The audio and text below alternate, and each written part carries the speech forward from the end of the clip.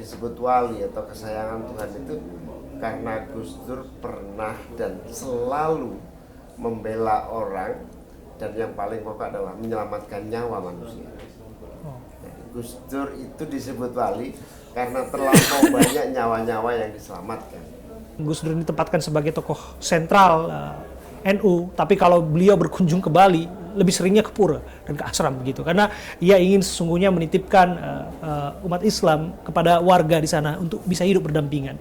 Luar biasa, Gus Dur ini telah mengimplementasikan sesanti bangsa kita, Bhinneka Tunggal Ika, lengkapnya Bhinneka Tunggal Ika, Tanhana Dharma Mangrua. Iya. Maka beliau tak gentar membela yang benar. Ini harus kita teruskan kepada generasi kita, karena Bung Karno juga pesan jas merah, jangan sekali lupa sejarah. Kebaikan-kebaikan beliau, keteladanan beliau, kita harus teruskan kepada generasi muda kita untuk Indonesia Raya. Lagu Indonesia Raya 3 stansa jangan pernah kita lupakan. Stansa pertama, mari kita berseru Indonesia tetap bersatu, mari kita berdoa Indonesia bahagia, dan mari kita berjanji Indonesia tetap abadi. Itu yang paling penting. Jangan pernah kita mau diadu domba oleh siapapun juga. Oke. Itu dia. Oke, kalau Anda apa yang sulit dilupakan dari Gus Dur? Saya lihat Gus Dur telah mengimplementasikan nilai-nilai Pancasila, dan beliau betul-betul melihat manusia Indonesia ini duduk sama rendah, berdiri sama tinggi. Ini contoh yang luar biasa dari Gus Dur. Luar biasa. Romo, kalau kita lihat pendekatan Gus Dur sebagai tokoh humanis untuk menyelesaikan konflik di Aceh, kemudian di Papua, ia melakukan pendekatan kemanusiaan, pendekatan persuasif.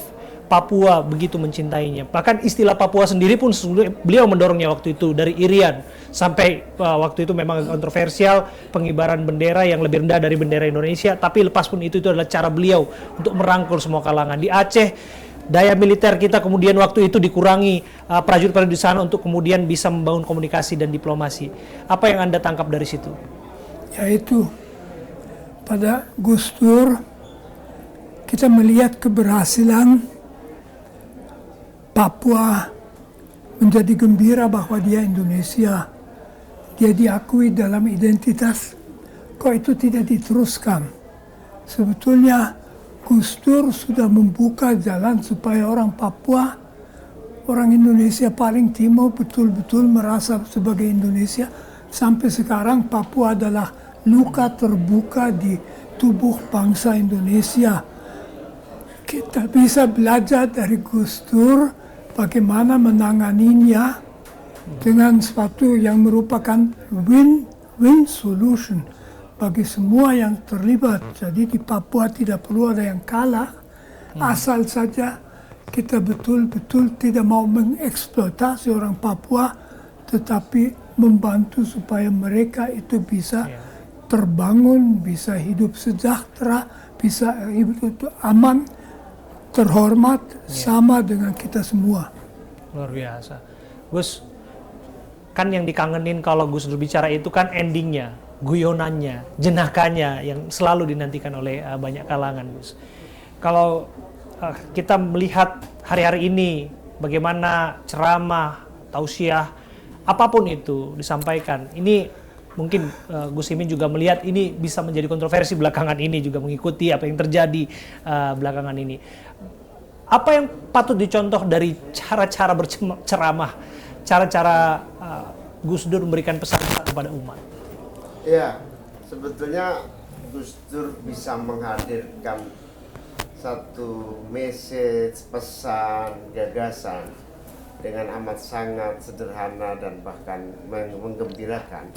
Itu karena prinsip Gus Dur tidak pernah merendahkan dan tidak pernah merasa lebih tinggi dalam semua aspek, termasuk di dalam melakukan guyon-guyon dan cerita-cerita lucu. Sehingga istilah Gus Dur itu lelucon terbaik adalah merendahkan diri kita sendiri. Lelucon yang paling lucu adalah tidak pernah menyakiti orang lain, karena pada dasarnya merendahkan atau meremehkan diri sendiri itu adalah lelucon yang paling unggul, kata Gus Dur begitu. Tapi satu hal yang patut menjadi pembelajaran tentang Gus Dur ini adalah Gus Dur selalu menemani kelompok yang paling sulit, yang paling menderita, yang paling minoritas, yang paling sedang mengalami masalah yang paling sulit. Di NU sendiri ada satu keyakinan Gus Dur itu wali. Wali itu wali itu kesayangan Tuhan, kesayangan Allah. Istilah wali. Tapi apa sesungguhnya setelah saya ikuti perjalanan Gus Dur, yang disebut wali atau kesayangan Tuhan itu karena Gus Dur pernah dan selalu membela orang, dan yang paling pokok adalah menyelamatkan nyawa manusia. Jadi Gus Dur itu disebut wali karena terlampau banyak nyawa-nyawa yang diselamatkan, yang tidak terbunuh gara-gara intervensi Gus Dur. Ada satu cerita seorang yang paling preman nyaris dibunuh dan lari minta pertolongan Gus Dur dilindungi. Hatta pada wilayah perlindungan kepada jiwa itu memang doktrin agama yang telah salah satu pilar agama adalah menyelamatkan nyawa, dan itu tidak main-main. Gus Dur praktekkan, dan itulah yang kemudian dia disebut wali. Luar biasa. Apa yang tidak mungkin Gus Imin lupakan dari sosok Gus Dur? Gus Dur itu ketika memiliki ide yang tidak bisa diterima kalangan pihak, kita sebagai pendamping, pengikut, tamengnya gitu kan selalu panik dan kemudian selalu ikut menasehati Gus Dur. Gus kok begini ya, misalnya ketika bendera Papua Gus Dur sampaikan, silakan bendera Papua dikibarkan asal di bawah merah putih. Wah, DPR ngamuk. Saya datang ke istana, Gus, saya dan teman-teman yang di PKB remuk nih gara-gara pernyataan Gus Dur, bendera Kejora boleh dikibarkan. Apa jawaban Gus Dur dengan santai? Sepak bola aja pertandingan di kampung boleh mengibarkan bendera, masa bendera Kejora aja nggak boleh ya? Itu sesuatu yang serius menjadi sangat cair. Itulah kemudian Gus Dur dicintai oleh teman-teman Papua sampai hari ini.